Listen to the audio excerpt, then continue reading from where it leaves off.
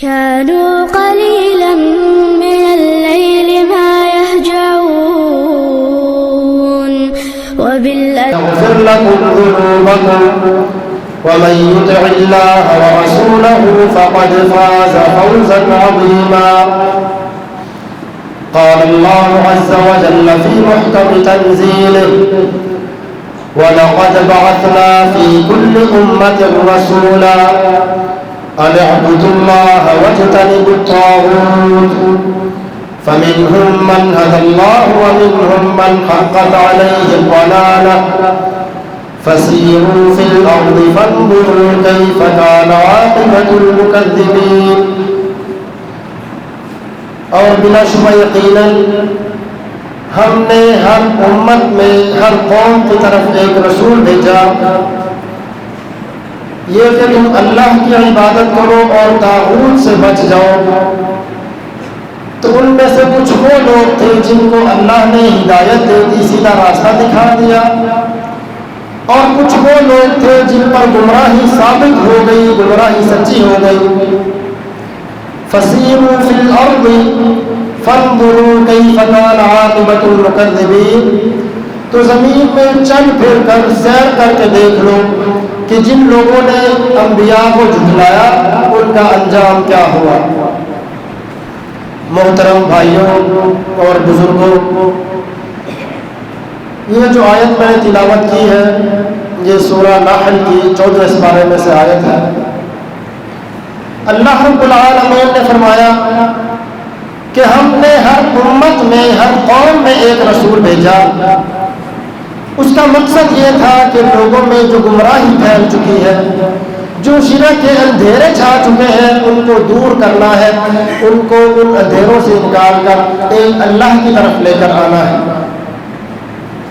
تو ہر امت میں کچھ نہ کچھ ایسے لوگ ضرور تھے جو اپنے نبی پر ایمان لائے، اس کو سچا مانا، اس کی تعلیمات پر عمل کیا، اور کچھ وہ لوگ تھے جنہوں نے سرے سے ہی انبیاء کو جھٹلا دیا، ان کی بات نہ مانی. تو اللہ فرماتے ہیں پھر ان لوگوں کو دیکھو جنہوں نے اپنے انبیاء کو جھٹلا دیا، ان کی تکذیب کی، اللہ نے پھر ان کا نتیجہ کیا نکالا، ان کا انجام کیا ہوا تھا، وہ تم زمین میں چل پھر کر دیکھ سکتے ہو. رسول اللہ صلی اللہ علیہ وسلم پر جب یہ آیت نازل ہوئی، سورہ انعام کی آیت ہے: الذین آمنوا ولم یلبسوا ایمانہم بظلم. وہ لوگ جو اللہ پر ایمان لائے، اس کے رسولوں پر ایمان لائے، اور پھر ایمان لانے کے بعد انہوں نے کسی طرح کا ظلم نہیں کیا. اولئک لہم الامن وہم مہتدون. یہی لوگ ہیں جو دنیا کے اندر بھی ہدایت یافتہ ہے، اور کل قیامت کے دن بھی اللہ رب العالمین جب سخت گھبراہٹ کا دن ہوگا، اللہ تعالیٰ ان کو بے خوف کر دے گا، ان کے لیے امن رکھ دے گا. جب یہ آیت نازل ہوئی، صحابہ کرام رضی اللہ عنہم اجمعین پر یہ آیت بڑی مشقت اور شاق گزری.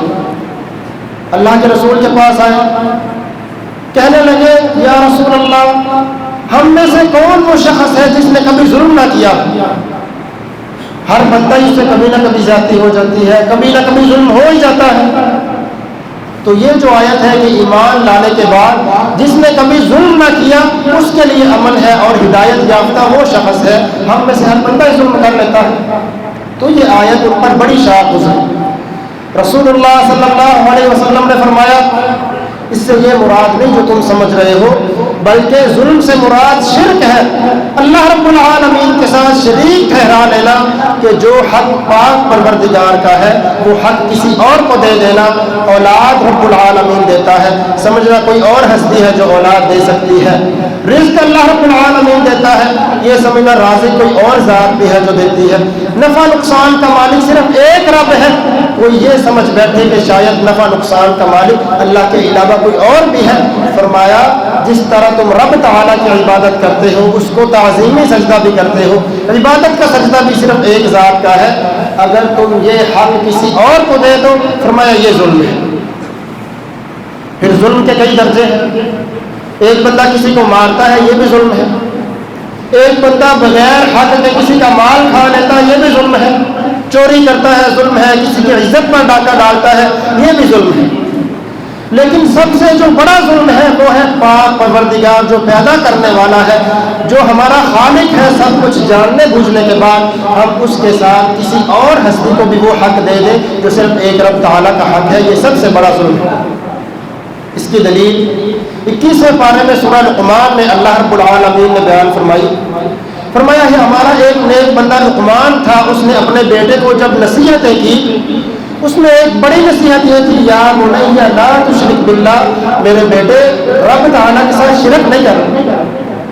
وجہ کیا ہے؟ ان الشرک لظلم عظیم، کیونکہ ظلم تو بڑے ہیں لیکن سب سے بڑا ظلم کیا ہے؟ وہ اللہ رب العالمین کے ساتھ کسی دوسرے کو شریک ٹھہرا لینا، اس کے ساتھ شرک کرنا ہے، یہ کبھی نہیں کرنا۔ تو رسول اللہ صلی اللہ علیہ وسلم نے فرمایا ٹھیک ہے ظلم ہر بندے سے ہو جاتا ہے، لیکن اس آیت کا مطلب یہ ہے جو لوگ اللہ پر ایمان لائے، اس کے رسولوں پر ایمان لائے، پھر ایمان لانے کے بعد انہوں نے اپنے ایمان میں شرک کی ملاوٹ نہیں کی، یہ وہ لوگ ہیں جو دنیا میں بھی ہدایت یافتہ ہے، اور کل قیامت کے دن بھی اللہ رب العالمین جب سخت گھبراہٹ کا دن ہوگا، فزع الاکبر، سخت ترین گھبراہٹ ہوگی، ہر بندے کو اپنی جان کی پڑی ہوگی کہ میری بچت ہو جائے، مجھے جہنم سے نجات مل جائے، جنت میں داخل ہو جاؤں۔ فرمایا اس دن اس بندے کو کوئی پرواہ نہیں ہوگی، کوئی ڈر نہیں ہوگا، کہ خوف نہیں ہوگا کہ میرا کیا بنے گا، بلکہ اللہ رب العالمین اس بندے کے دل میں اطمینان ڈال دے گا، سکون ڈال دے گا کہ تجھے پریشان ہونے کی ضرورت نہیں ہے۔ ابو سعید خدری رضی اللہ عنہ کی حدیث ہے، فرماتے ہیں میں رسول اللہ صلی اللہ علیہ وسلم کے پاس آیا، میں نے دیکھا وہ ہوا نائم، آپ سو رہے تھے، میں چلا گیا، ثم اتیتہ فاستیقظ، پھر میں آپ کے پاس تشریف لایا، میں نے دیکھا آپ بیدار ہو چکے تھے، آپ نے دیکھا ابو ذر رضی اللہ عنہ آئے، فرمایا یقول اللہ تبارک و تعالی، اللہ رب العالمین فرماتے ہیں، حدیث قدسی ہے، اللہ رب العالمین فرماتے ہیں یا ابن آدم، اے آدم کے بیٹے، لو اتیتنی بقراب الارض خطایا، اگر تو زمین بھرنے کے برابر اتنے گناہ لے کر آئے کہ تیرے گناہوں سے زمین بھر جائے، اتنے گناہ لے کر میرے پاس آئے، لا تشرک بی شیئا، تو نے میرے ساتھ شرک نہ کیا، زمین بھرنے کے برابر گناہ ہے، بلکہ ایک حدیث میں تو یہ لفظ ہے، فرمایا حتی تبلغ عنان السماء، کہ تیرے گناہ آسمان کی بلندیوں تک بھی پہنچ جائے، لا تشرک بی شیئا، تو نے میرے ساتھ شرک نہیں کیا، لقیتک بقرابها مغفرۃ، سن لے جتنے تیرے گناہ ہوں گے زمین بھر کر گناہ لے کر آیا ہے، میں زمین بھر کر تجھے معافی عطا کر دوں۔ شرط کیا ہے؟ لا تشرک بی شیئا، میرے ساتھ شرک نہیں کرنا، باقی جتنے گناہ ہو گئے رب العالمین فرماتے ہیں میرے پاس آ معافی مانگ لے، میں تیرے سارے گناہوں پر معافی کا قلم پھیر دوں۔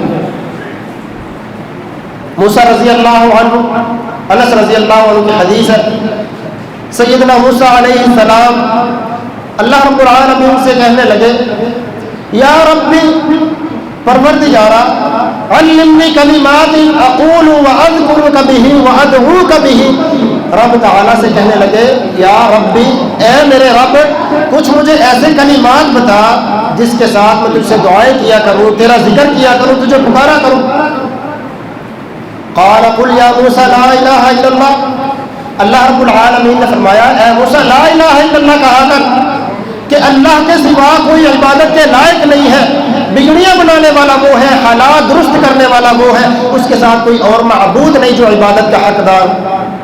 موسیٰ علیہ السلام نے اس کلمے کو ہلکا جانا، کہا یا ربی کل عبادک یقولون، تیرے سارے بندے یہ بات تو کہتے ہیں کہ تیرے علاوہ کوئی عبادت کے لائق نہیں ہے، اس کو ہلکا جانا کہ نئی بات بتائیں۔ فرمایا کل عبادک یقولون، پروردگارا تیرے سارے بندے یہ کلمہ کہتے ہیں لا الہ الا اللہ۔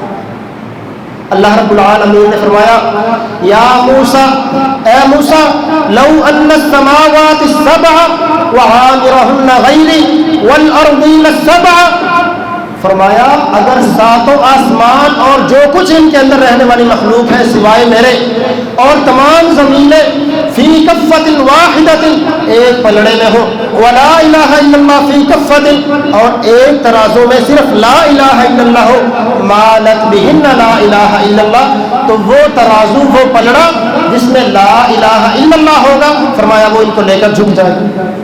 شرط کیا ہے؟ لا تشرک بی شیئا، شرط یہ ہے اللہ رب العالمین کے ساتھ شرک نہ کیا ہو۔ اللہ تعالیٰ کے سامنے بندہ پیش ہوگا، جتنے بھی گناہ ہوں گے اللہ تعالیٰ اس لا الہ الا اللہ کی وجہ سے بندے کے سارے گناہ معاف کر دیں۔ بڑی ہی زبردست حدیث ہے، بندہ اگر اس پر خیال کر لے کہ بندے نے شرک نہیں کیا، صرف ایک اللہ کی عبادت کرتا ہے، وہ تمام حقوق جو صرف اللہ رب العالمین کے ہیں وہ صرف اسی کو دیتا ہے، عبادت حق اس کا ہے، تعظیم جس کا حق ہے، سجدہ کرنا، نفع نقصان کا مالک ہونا، وہ تمام خوبیاں کسی اور کو دیتا نہیں ہے، صرف اللہ رب العالمین کو دیتا ہے۔ فرمایا لقیتک بقراب الارض مغفرہ، زمین بھر کر گناہ لے آ، میں تیرے سارے گناہوں کو معاف کر دوں۔ یہ رسول اللہ صلی اللہ علیہ وسلم نے فرمایا کہ یہ حدیث قدسی ہے، اللہ رب العالمین خود بیان فرماتے ہیں۔ یہ توحید، اس کی وجہ سے تمام انبیاء کو دنیا کے اندر بھیجا گیا کہ دعوت دینی ہے، اس بات کی پہلی دعوت دینی ہے کہ اللہ کے سوا کوئی عبادت کا مستحق نہیں ہے، عبادت کے لائق نہیں ہے، اور اللہ رب العالمین کی صرف عبادت کرنی ہے۔ تو عید الاضحیٰ قریب ہے، تو اس کی مناسبت سے ہم ابراہیم علیہ السلام کی سیرت بیان کریں گے۔ اللہ رب العالمین نے سورہ مریم کے اندر فرمایا وَاذْكُرْ فِي الْكِتَابِ إِبْرَاهِيمَ إِنَّهُ كَانَ صِدِّيقًا نَبِيًّا، اے نبی محمد صلی اللہ علیہ وسلم لوگوں کو قرآن مجید سے ابراہیم علیہ السلام کا جو قصہ ہے، واقعہ ہے، وہ ان کو بیان کر کے سنائے۔ اس کی وجہ کیا تھی؟ کیونکہ ابراہیم علیہ السلام ایسے جلیل القدر پیغمبر تھے کہ ان کے بعد جو بھی دنیا میں یہودی ہے وہ اپنے آپ کو ابراہیم علیہ السلام کی طرف منسوب کرتا ہے کہ میں ابراہیم کے دین پر ہوں۔ جتنے عیسائی ہیں ان کا یہ دعویٰ ہے کہ ابراہیم علیہ السلام کی ملت پر اگر کوئی دین قائم ہے تو وہ عیسائیت ہے، ہم لوگ ابراہیم علیہ السلام کے سچے پیروکار ہیں۔ حتیٰ کہ مکے کے جو مشرک تھے وہ بھی یہ دعویٰ کرتے تھے کہ ابراہیم علیہ السلام کے دین پر اگر کوئی اصل اور درست طریقے سے قائم ہے وہ ہم لوگ ہیں۔ اللہ رب العالمین نے فرمایا دعویٰ کرنے والے تو بڑی بڑی قومیں ہیں، لیکن اے نبی محمد صلی اللہ علیہ وسلم ان کو ذرا بتاؤ کہ ابراہیم علیہ السلام کی پیروی کرنے والے کا دعویٰ تو کرتے ہو، لیکن کیا بتاؤ جس طرح ابراہیم تھا تم لوگ اس طرح ہو؟ کیونکہ ابراہیم علیہ السلام میں جو خوبیاں تھیں، جو اللہ رب العالمین نے ان کے اندر محاسن رکھے تھے، اچھائیاں رکھی تھیں، وہ کیا ہے ان کو دیکھو اور بتاؤ کیا تم لوگ واقعی ابراہیم علیہ السلام کے دین پر ہو؟ فرمایا وَاذْكُرْ فِي الْكِتَابِ إِبْرَاهِيمَ إِنَّهُ كَانَ صِدِّيقًا نَبِيًّا، اے نبی ان کو ابراہیم علیہ السلام کے متعلق بتائیں۔ إِنَّهُ كَانَ صِدِّيقًا نَبِيًّا، وہ نبی بڑا صدیق بندہ تھا۔ صدیق کے دو معنی ہیں، ایک معنی تو یہ ہے جب اللہ رب العالمین کی طرف سے پیغام آیا کہ صرف ایک اللہ عبادت کے لائق ہے، اس کے علاوہ جتنی ہستیاں ہیں، ان جتنے معبود ہیں، بت ہیں جن کی پوجا کی جاتی ہے، یہ اللہ کے ساتھ طاغوت ہے، ان کو جھٹلانا ہے، اس نے فوراً اللہ رب العالمین کی تصدیق کی، اس کے اندر کسی قسم کی تکذیب یا جھوٹ کا شائبہ نہیں ملنے دیا۔ اور دوسری بات یہ ہے صدیق النبی، وہ نبی جب بات کرتا تھا کبھی جھوٹی بات نہیں کرتا تھا، اس کے منہ سے ہمیشہ حق اور سچ بات نکلتی تھی۔ اذ قال لأبيه يا أبت لم تعبد ما لا يسمع ولا يبصر ولا يغني عنك شيئا، ابراہیم علیہ السلام تو وہ نبی تھا کہ جب اس کو نبوت کا پیشہ ملا، منصب ملا کہ تم نے نبی ہونے کا حق ادا کرنا ہے، جو پیغام تیری طرف نازل کیا گیا اس کو آگے پہنچانا ہے، تو اس نے وہ کام سب سے پہلے اپنے گھر سے شروع کیا۔ ابراہیم علیہ السلام کی اس خوبی سے یہ پتہ چلتا ہے کہ جب بندہ کسی معاشرے میں اصلاح کا ارادہ کر لے کہ میں نے لوگوں کی جو حالت دینی حالت ہے وہ بگڑی ہوئی ہے، ان کی اخلاقی حالت درست کرنی ہے، تو سب سے پہلے وہ اپنے گھر سے ابتدا کرے۔ رسول اللہ صلی اللہ علیہ وسلم کو بھی اللہ رب العالمین نے یہی حکم دیا، فرمایا وَأَنذِرْ عَشِيرَتَكَ الْأَقْرَبِينَ، اے نبی یہ نبوت کا اور جو رسالت کا پیغام ہے سب سے پہلے اپنے جو قریبی رشتہ دار ہے، آپ کا جو خاندان ہے، اس سے شروع کریں۔ رسول اللہ صلی اللہ علیہ وسلم نے پھر اسی طرح کیا۔ تو ابراہیم علیہ السلام نے بھی اسی ترتیب سے جب نبوت کا منصب ملا سب سے پہلے اپنے گھر سے جو تبلیغ تھی اپنے گھر سے شروع کی. اپنے باپ سے کہا یا اباتی. یا ابن عربی کا لفظ اس کا معنی ہوتا ہے باپ. جب اباتی آخر میں تا لگا دی جائے تو اس کا بڑا محبت کا انداز ہوتا ہے کہ اے پیارے ابا جان, بڑی محبت کے ساتھ دعوت دی. پیارے ابا جان, لما تعبد ما لا يسمع ولا يبصر ولا يغني عنك شيئا. آپ ان بتوں کی عبادت کیوں کرتے ہیں جو نہ سنتے ہیں ولا يبصر, نہ وہ دیکھتے ہیں. گویا اس سے معلوم ہوا کہ جس کی عبادت کی جا رہی ہے, جو معبود ہوتا ہے, اس کے اندر یہ شرط لازمی ہونی چاہیے کہ ہر وقت وہ دیکھتا بھی ہو, ہر وقت سنتا بھی ہو, ہر وقت دیکھتا ہو, ہر بندے کو دیکھتا ہو, ہر مخلوقات میں سے جو بھی اس کو پکارتا ہے اس کی بات سنتا بھی ہو اور دیکھتا بھی ہو. یہ معبود ہونے کے لیے پہلی شرط ہے. ابراہیم علیہ السلام نے سوالیہ انداز میں اپنی دعوت پیش کی. فوراً یہ نہیں کہا کہ بھائی تمہارے معبود تو جھوٹے ہیں, نہیں. فرمایا آپ ان کی عبادت کیوں کرتے ہیں جو نہ سنتے ہیں ولا یبصر, اور نہ ان کو کچھ نظر آتا ہے, دیکھنے کی استطاعت ہی نہیں ہے. ولا یغنی عنک شیئا, آپ کے کبھی کوئی نفع نقصان کے کام آئے, کبھی آپ کو نقصان دیا ہو, کبھی آپ کے فائدے کا کوئی کام کیا ہو. گویا معبود وہ ہے جو نفع دینے کی بھی استطاعت رکھتا ہے, اس کے اندر نقصان دینے کی بھی صلاحیت ہے. فرمایا لما تعبد ما لا يسمع ولا يبصر ولا يغني عنك شيئا. ابا جان, آپ ان کی عبادت کیوں کرتے ہیں جو نہ دیکھتے ہیں, نہ سنتے ہیں, نہ آپ کے کبھی کسی کام آ سکتے ہیں. ولا يغني عنك شيئا يا أبت إني قد جاءني من العلم ما لم يأتك فاتبعني أهدك صراطا سويا. بار بار وہی محبت والا صیغہ استعمال کیا. فرمایا ابا جان, میرے پاس اللہ کے وحی کے علم میں سے کچھ اللہ نے مجھے بھی عطا کیا ہے جو آپ کے پاس نہیں آیا. اللہ نے مجھے منتخب کیا ہے, آپ میرے پیچھے چلے, میں آپ کو درست راستے کی طرف لے جاؤں گا. گویا جس طرح ایک سفر ہو, باپ بھی نکل پڑے, بیٹا بھی نکل پڑے, تو راستے کے اندر باپ کو راستہ معلوم نہ ہو, بیٹے کو اس راستے کا علم ہو, تو باپ پوچھے بھائی راستہ کس طرف ہے, تو بیٹا بتاتا ہے کہ یہ راستہ اس طرف نہیں جاتا بلکہ اس طرف ہے. اگر آپ ادھر میرے پیچھے پیچھے آئیں گے, جو میں راستہ بتا رہا ہوں, آپ منزل پر پہنچ جائیں گے. اسی طرح ابراہیم علیہ السلام نے فرمایا کہ وحی کا اللہ کی طرف سے جو علم آیا ہے اس میں سے کچھ اللہ نے مجھے عطا کیا ہے, آپ میرے پیچھے چلے, میں آپ کو درست راستے کی طرف, ایک اللہ کی طرف لے کر چلا جاؤں.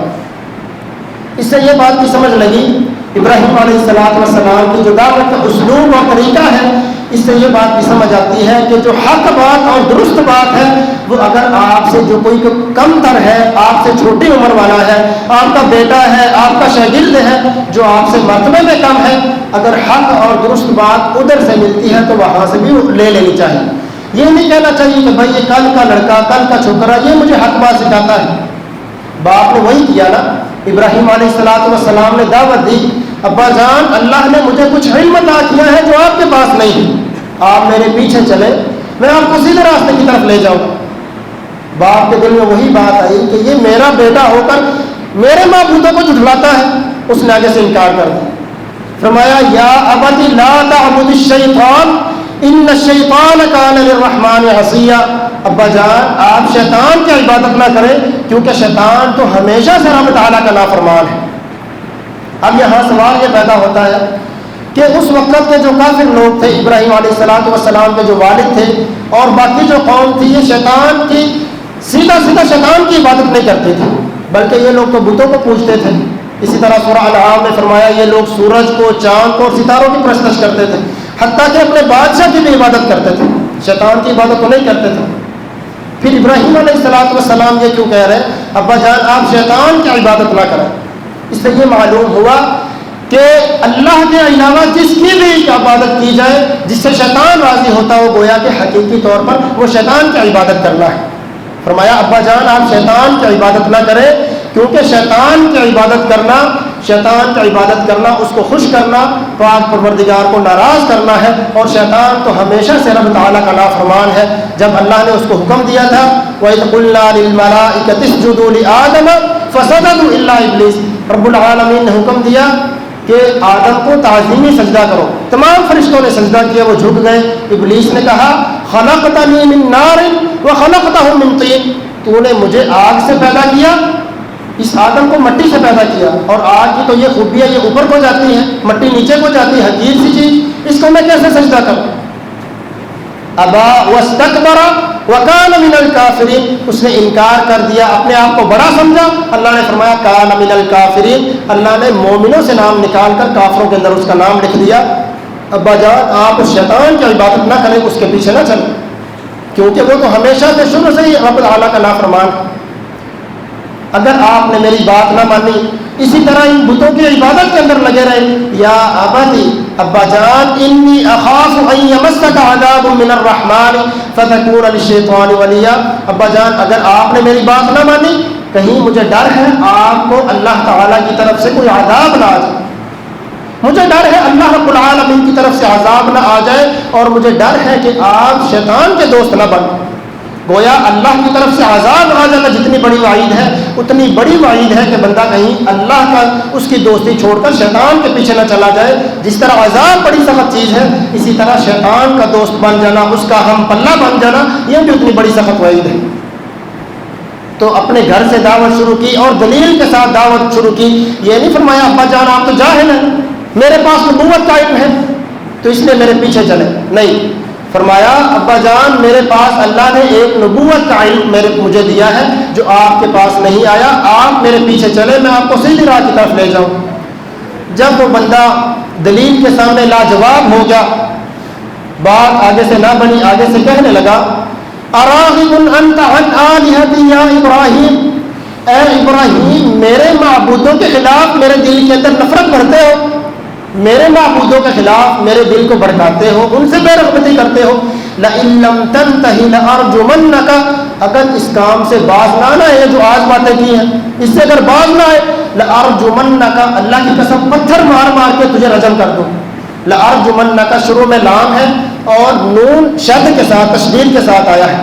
جب یہ دو چیزیں جمع ہو جائے عربی کلام میں تو قسم کا معنی دیتی ہے۔ قسم اٹھا کر کہنے لگا کہ اگر تو اس فعل سے اپنی اس دعوت سے باز نہ آیا، ہمارے معبودوں کو جھٹلانا تو نے ختم نہ کیا، تجھے پتھر مار کر ختم کر دوں گا۔ وَاحْجُرْنِي مَلِيًّا، اگر اپنی ہڈیاں بچانا چاہتا ہے، اپنا جسم صحیح سلامت چاہتا ہے، مجھے چھوڑ کر گھر سے نکل جا۔ ملیہ کے دو معنی ہیں، ایک معنی تو یہ ہے کہ جو تیرا سلامت جسم ہے بالکل صحیح سلامت کھڑا ہے، اس جسم کو صحیح سلامت لے کر گھر سے نکل جا۔ اور دوسرا معنی یہ ہے ملیہ، ایک لمبے وقت کو کہتے ہیں کہ ایک لمبی مدت تک اپنی شکل مجھے نہ دکھانا، گھر سے تو نکل جا۔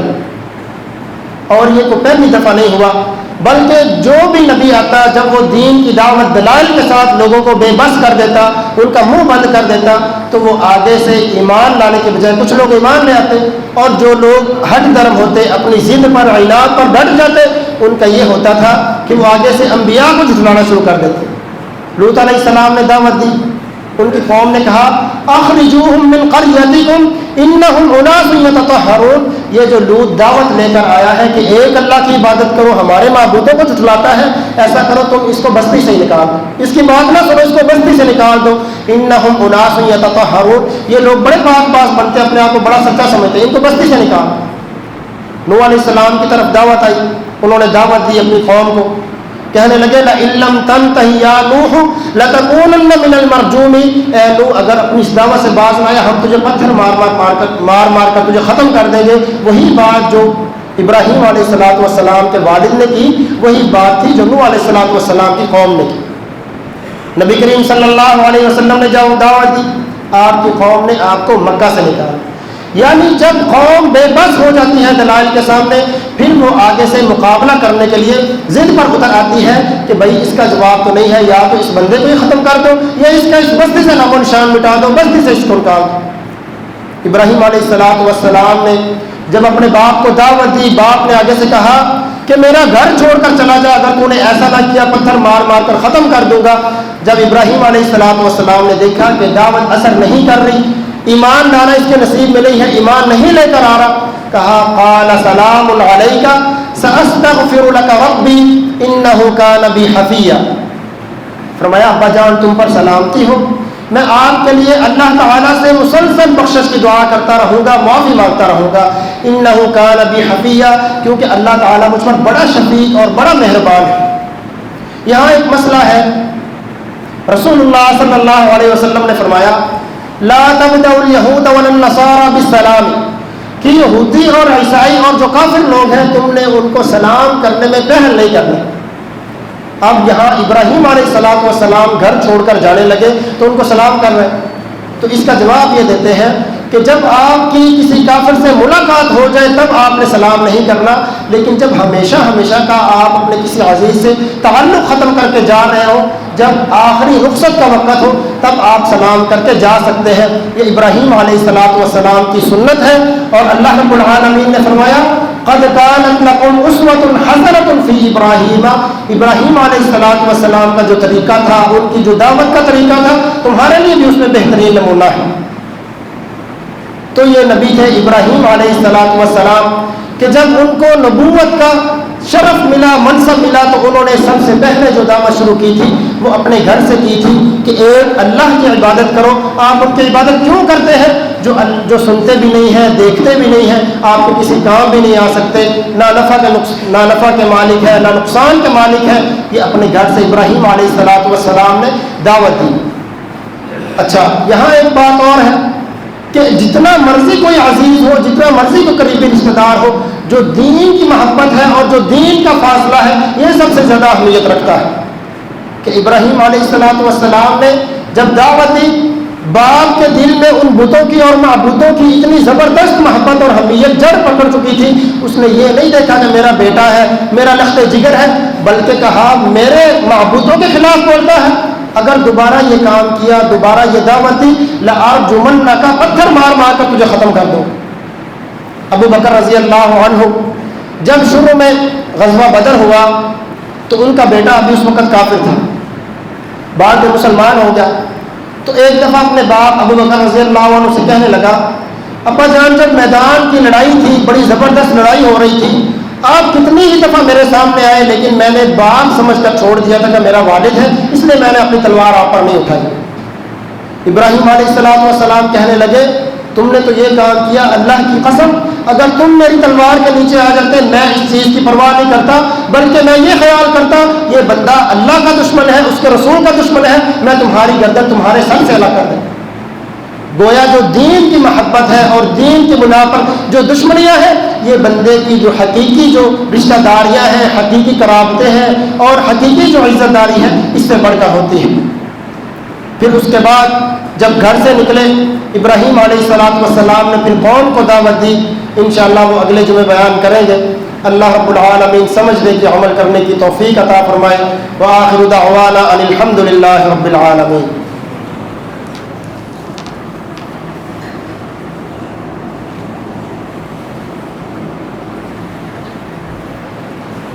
ان الحمد للہ نحمده ونستعینه ونستغفره ونعوذ بالله من شرور انفسنا ومن سيئات اعمالنا، من يهده الله فلا مضل له ومن يضلل فلا هادي له۔ اللهم اغفر لنا وللمؤمنين والمؤمنات والمسلمين والمسلمات۔ یا اللہ جتنے مسلمان پریشان ہیں اپنے فضل سے ان کی پریشانیاں دور فرما۔ یا اللہ پاک جو مسلمان بیمار ہیں اپنے رحمت سے ان کو شفاء کامل عاجل عطا فرما۔ یا اللہ جو مسلمان کسی طرح کی مصیبت میں، کسی طرح کی پریشانی میں مبتلا ہے، اپنی رحمت سے اپنے فضل سے ان کی تمام پریشانیاں دور فرما۔ یا اللہ جو مسلمان حاجت مند ہے، ضرورت مند ہے، جو تیری رضا کی خاطر ہے، اپنی رحمت سے ان کی تمام ضرورتوں کو، ان کی تمام حاجتوں کو پورا فرما۔ یا اللہ ہم جس طرح یہاں جمع ہیں ہمیں جنت الفردوس میں جمع فرما۔ یا اللہ اپنے توحید والے اور مخلص اور موحد بندوں میں شامل فرما دے۔ ربنا تقبل منا انك انت السميع العليم وتب علينا انك انت التواب الرحيم۔ سبحان ربك رب العزة عما يصفون وسلام على المرسلين والحمد لله رب العالمين۔